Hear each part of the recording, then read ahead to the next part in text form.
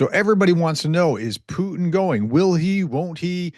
Well, what do you think, Greg? You got your ear to the ground. Tell us what you found out. Thank you, Prof. 100% no. Okay. 100% no. I've been waiting on this. I've not personally posted the update video today. My community knows I'm traveling tonight back to Pennsylvania and back on normal schedules tomorrow. But I was even going to post a video from the airport because I was waiting. Over the last 3 or 4 days, I've been updating my community and whoever else watches around the world, just the facts as they appear. Because we've heard so many things, well, Lavrov's going to go, or Peskov's going to go, Trump's coming, Rubio's going to get there Thursday. Okay, we have all the facts now. About 15 minutes ago, Vladimir Putin himself released the names of the delegation going. They are the original 2022 clowns that Ukraine cannot stand these guys. They Okay. can't So stand them. for viewer context, in 2022, about 2, 3 months into the war, they had this peace talks that's where they're picking up from. And when Ukraine had its back to the wall, and it was just like, and the Western supporters were saying, "Hey, don't take this deal. Keep fighting. We're standing with you." Okay. And so, who are these clowns that you're talking of? And let's just be clear: Putin is not going. Now, everybody thought that Putin, may he go, may he not go. Lavrov was probably going to go, and then we don't know if he's going to go. And then, like, it was a Oh no, very weird thing because Zelensky saying, "I'm going to be there." Putin, I hope you're there we too. We can talk about it. we had the indications that Russia would be sending Lavrov, Ushakov, and possibly Kirill Dmitriev. So a very high level delegation is what has kind of been in the rumor mill for the last 48 hours. But I just wanted to wait, and I knew it would come pushing about midnight Russia time. So Okay. this is not only the 22 delegation, this is also, I don't know if you saw the video when the Russians came out after their meeting with the US and Saudi Arabia, and the two Russians come out in their big suits and smile and walk away. This is two of those guys. So the names if you're watching these videos are Putin, Lavrov, Peskov, Dmitriev. You know those guys. Hmm. Here are the names of the guys going for Russia: Zorin, Podoriska, Polishuk, and Shevtsov. I don't think I've ever heard. I mean, I'm sure I've heard some of the names somewhere along the way while reading about what was going on back in 2022, but those names don't even ring a bell to me, and I pay That's attention.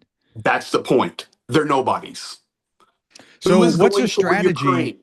What's Who's the going for strategy Ukraine? behind sending nobodies here? I mean, is it just to kind of Oh, poke them in the oh eye? no, I mean, this is the that's what it seems Soviet. like to me. This is KGB 101. Okay. So Putin is sending four clowns. I'm sorry. I mean, I know they're delegates for Russia, but they're four clowns. They have no authority. They have nothing. They're not going to change anything.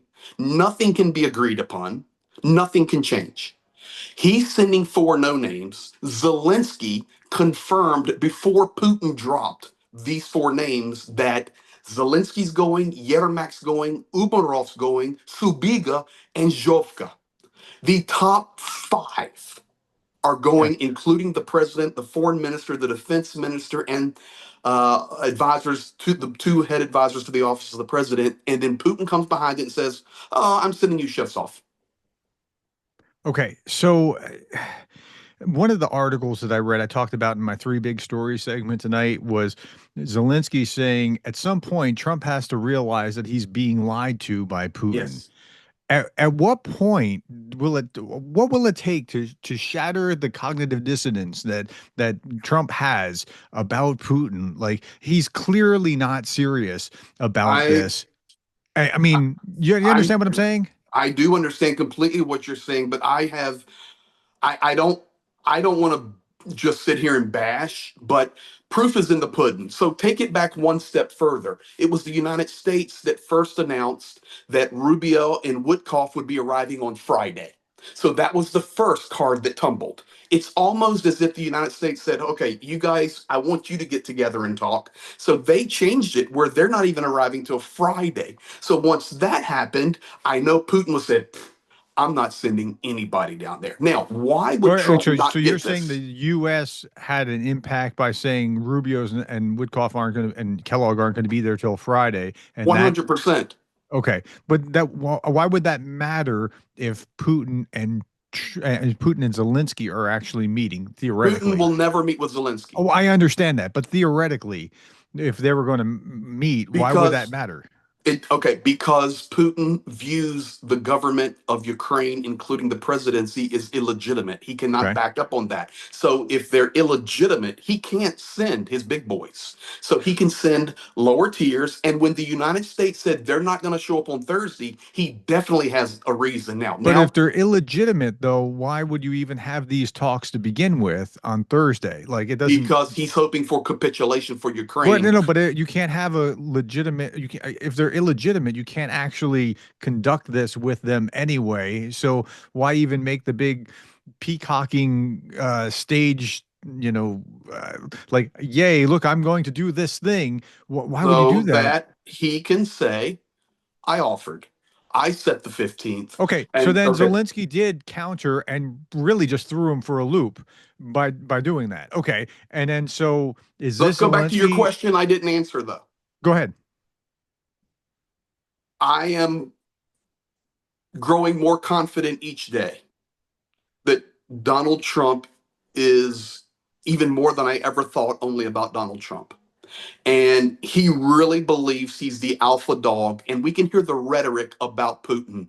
He's listening. Oh, I have a good feeling about this. He'll be there. So Putin heard that. See, Putin makes a move after he hears the statement. So there's no way he can go anywhere where Donald Trump says, well, I have a good feeling about this. Ladies and gentlemen, I recommend you go back 5 or 6 days ago to my video of 9 minutes of Vladimir Putin over the last 25 years. That's the real Vladimir Putin. So when Trump makes these statements, oh, listen, I know Putin's going the right way. I have a good feeling about it. They're going to come together. Putin automatically, not a snowball's chance is he going to submit. You also have, and I'm going to throw this out there for you. You have Donald Trump today shaking hands with the president of Syria, former ISIS leader who spent time in the American prison system, and Russia hates those guys, hates them. So you have Trump shaking hands with a guy today, recognizing Syria, and Putin's watching it all. Yeah, yeah. I talked about that in my three big stories. Like that, we just saw a huge shift today in the geopolitical order, and that was a big problem. Where, Israel is boiling. well, Ru- I know Israel is Russia is boiling, but boiling. hold on, Israel is boiling, but it's also kind of poking Putin in the eye simultaneously. That's the deal. So if you So notice, Trump made his statements. Zelensky's been saying, I'll be there, I'll be there, I'll be there. Then we get the information Rubio Witkoff not showing up till Friday, Kellogg. Putin then comes back and goes, okay, I'm sending you Zorn. I mean, it's so easy to see. All he wants again, to do is continue to wage war. That's so it. again, it comes back to okay. So Putin didn't want to actually do anything anyway. We know that, but Agreed. it comes back to at what point does Trump? Because Trump doesn't look like the alpha. He looks like he's beta here. Like he does not look like the alpha Okay. male between the two But of them. to answer And your question, in his mind, he's the alpha. well, of course he is. Okay. But He he's just being he looks so weak compared to Putin at times, and I hate to say that. I hate to say that about any American president, right? But he keeps going. Well, he's going to do this thing, and like when's he going to wake up and go? Professor Putin Gertis. did not want this. Putin was not going to do this. Look who he sent. He sent these low level flunkies as opposed to the A team or even the B team. It's not even a C This is team. not even a D team. These Yeah, are clowns. Okay. I knew it was going to happen, but I was waiting for I wanted the 100% confirmation. I When appreciate that. when I was watching the news today in Russia and getting ready to head to the airport, I was just seeing he was in an economic meeting, he was in a business leaders meeting, and then he was on a phone call with Lula, who landed in Moscow from Brazil, and all of these things happen. I'm going, you know what? It's going to get about midnight, and he's going to put out a piece of information that says, "Hey, I'll send you these guys," and So sure enough.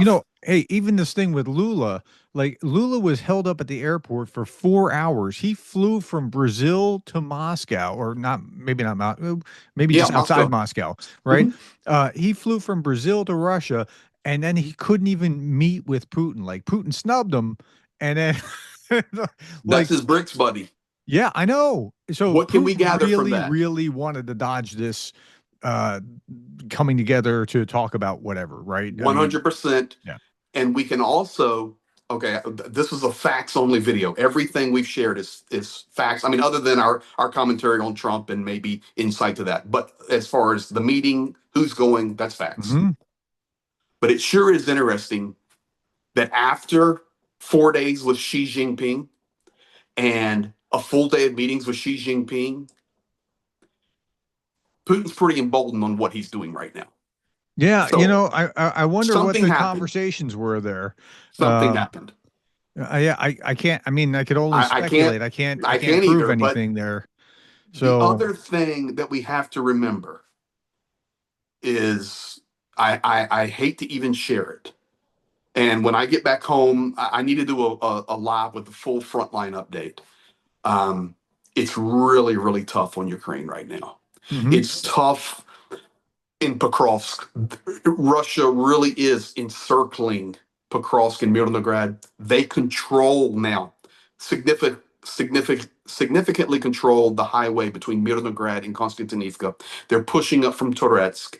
The constant pressure on Chasiv Yar, FPV range for Konstantinivka, Kramatorsk, and Slavyansk, and the presence of the Russian buildup that nobody's talking about other than Ukraine in Yeah, Sumy. They're building up big time. yeah, And with the summer coming, dry weather, no ice, no snow, very little rain, yeah. Everybody knows that a big fight's coming. I mean, that's, there's no doubt about that. well, the last thing I would say is this: Putin has not changed from his June 2024 speech. And that is the four oblasts are ours. And I'm quoting Putin on our constitution, that is Lugansk, Donetsk, Zaporizhia, and Kherson. If you will withdraw fully your troops, lay down your weapons, agree to small military and no NATO, war's over. I could So, have done that 3 years ago. correct. Sure, So, that is the one baseline. And that is exactly what Witkoff reiterated over the last sure, week. sure. And that's just silly talk right there. I mean, that's just Exactly. Um, this would be like if Zelensky had said, "Okay, well, our conditions are that you give us all those oblasts right around Ukraine as a buffer zone in Russia, and lay Mm-hmm. down your arms and turn off your nuclear weapons and destroy them." I mean, like if he'd said something absurd like that, of course it would go nowhere. So, yeah, but he's going to make maximalist demands, and the reason that he makes maximalist demands is because, as a negotiation strategy, then if I ask for 1,000% and I only get 150, I'm still pretty good. Correct. And just at this stage in the game, and for all the viewers there for Prof's channel and my channel, at this stage of the game, really, speculation will never work. Earlier in the war, we could speculate, you can kind of predict things, but now this world is so unpredictable with the Mhm. global leadership led by Donald J. Trump and Vladimir Putin and Xi Jinping and Rocket Boy shooting more missiles into the Japanese Sea, the pressure increasing on Taiwan, the disintegration of the Middle East, the carelessness with the Iranian nuclear program as we're seeing it right now. I mean, factually, we're not seeing heavy Yeah. handed yet. The world is set up perfectly for Putin to continue to wage war. And that's what we're going to see. Yeah. I was just putting together some research and I'm going to be putting out a video later about comparing 1938, 1939 conflicts around the world to Yep. what's happening right now in 2025. And it's freaking scary. Like it is Yes. absolutely nuts how close we are to a similar kind of condition. That doesn't mean that we're necessarily to World War III, but it is just like I didn't realize just how parallel things were. You and I And spoke. Yes, we speak every day, basically. But my gut feeling was from the initial Donald Trump and Vladimir Putin would never. go to Turkey for a meeting. Never. First of all, the security requirements for a Putin or a Yeah. Trump, you don't plan that in one day. Yeah. But if some accident happened, if Yeah. something, That would be a spark that, I mean, it's World War III. yeah. So it's never going to happen that way. If they do meet or there's some high level meetings, um, it will not be in Turkey. That's for sure. Now, I found a couple little significant differences between 39 and to 38, 39 and what's going on in 2025. And I'd share those in that video. It's about to come out. But otherwise, there are so many similarities. It's just, it's nightmarish. And So, I and will then, say this: many of our friends on the left, and I have to give them their credit and their due right now. They've been saying this for a year and a half that they're seeing the similarities. But now, as time is going on, even you and myself, we're seeing these similarities, and it's definitely worth diving into. at a certain point, you would think that Trump would wake up, but I'm not so sure he will. Like I think you have to get so. Here's another thing. Like so, FDR promised in his campaign he'd keep him out of war, but of course he knew that if you're hit, then you're in war, and when the Japanese hit America, like I think it would take that kind of level of something to shift Trump's position. I mean, I just can't understand why he can't see that Putin's playing him, lying to him, that he's still the alpha, that sort of thing. But it'll take Well, such a significant shock that it's undeniable by everyone. Uh, we agree on most things, especially from conservative viewpoint. But I will tell you this: on this one, we just probably disagree. Um, he's not going to change. well, I mean, He that's what I'm he seeing. I'm not he seeing him change. loves Vladimir Putin. He Yeah, loves him. he admires authoritarian kind of Yes. like admires power, and he sees that in authoritarian leaders. And like, dude, you're the president of the United States. You're like the most powerful guy on earth. I know you have the Constitution that's keeping you from certain things, but that's still more powerful than this authoritarian that's down here that doesn't like. But he's Well, still that's I would just remind everybody of the veteran soldier from Ukraine who lost his entire family by a missile strike. He's fighting for Ukraine. He was wounded. And a couple of weeks ago, he just came out and he made a statement. He said, "This war will not change until the President of the United States realizes that he cannot put forth policy and or threats on social media, and that will affect Vladimir Putin." So if you have to yeah, lead, yeah, and if you do that, that just shows real weakness yeah, for Vladimir Putin. So yep, that's a good statement maybe to close on. yeah. It is. But that's And where you've got we're to at. run to the airport, so Yeah, I got to run to the airport, guys. Thank you for hosting this one, Prof, and we'll both get it up. And guys, tomorrow we'll be back on normal schedule. And I'll tell you what, it's getting ready to go crazy. So okay. I'm expecting a large missile strike here in the next few days. It's going to happen. Well, yeah, I mean, Yeah. we've been expecting it for a couple of days because of the U.S. Embassy's Yes. announcement as well, and I've been wondering. Well, okay, it feels like it's about to come. It's coming. It's like that weird feeling you have when it's about to rain. It's kind of like that. It's Well, like I will tell you this: Ukrainian energy companies are already stating for the summer that this summer they're actually going to get caught. They're going to have some serious issues because of the power requirement. Much more power is required in summer than winter, of course, because of air conditioning and yeah, systems that have to cool for businesses, etc.